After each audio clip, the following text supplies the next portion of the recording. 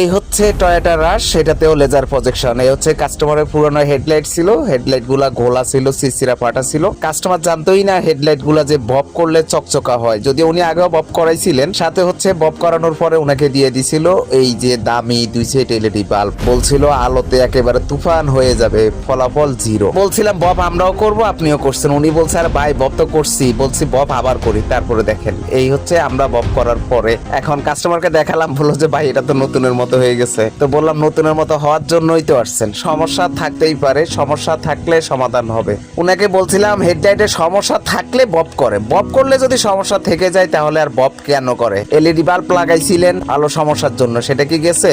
উনি বলল লেজারে যাবে। তো বললাম যদি না যায় টাকা ফেরত, সাথে গাড়ি ভাড়া সহ।